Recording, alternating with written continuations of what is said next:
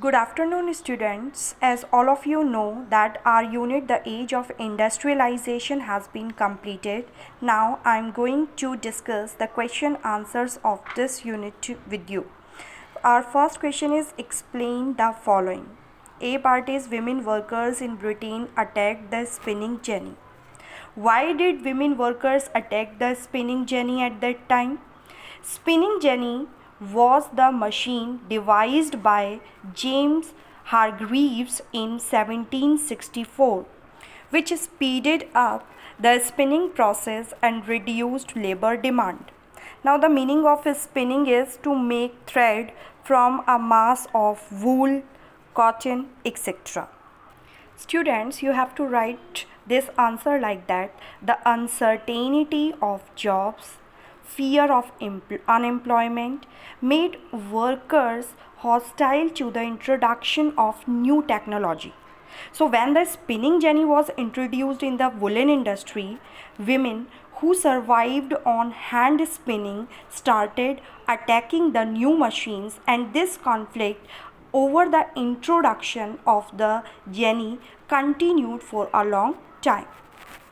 So students, the main reason to attack the spinning jenny was the fear of unemployment for those women who survived on hand spinning.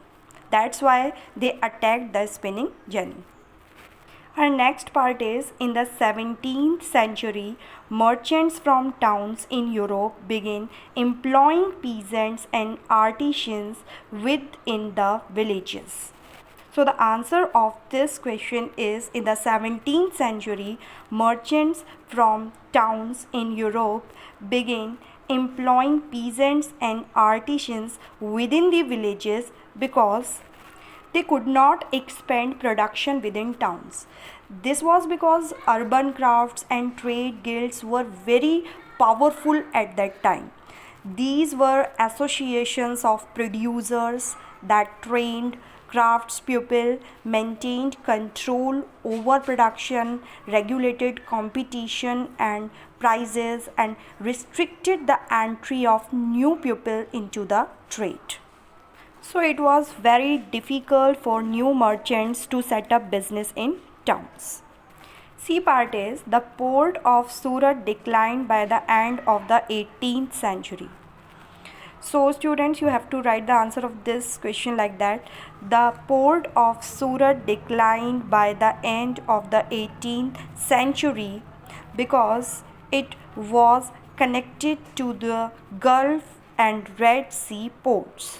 Therefore, it was an important pre-colonial port.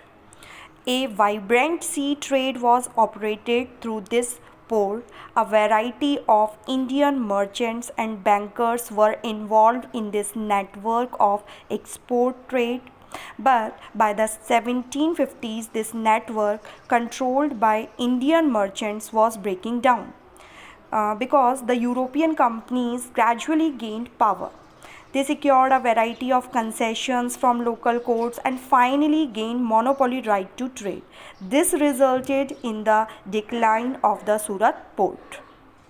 D part is the East India Company appointed Gomasthas to supervise weavers in India. The company tried to eliminate the traders and brokers connected with the cloth trade and established a direct control over the weavers.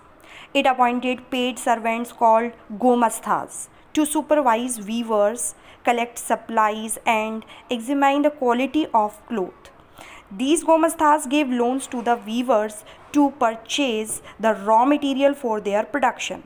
Once they took loans, they had to hand over the cloth they produced to the Gomastha only.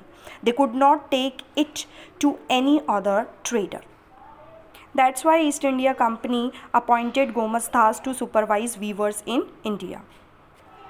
Our second question is write true or false against each statement. A part is at the end of the 19th century, 80% of the total workforce in Europe was employed in the technologically advanced industrial sector.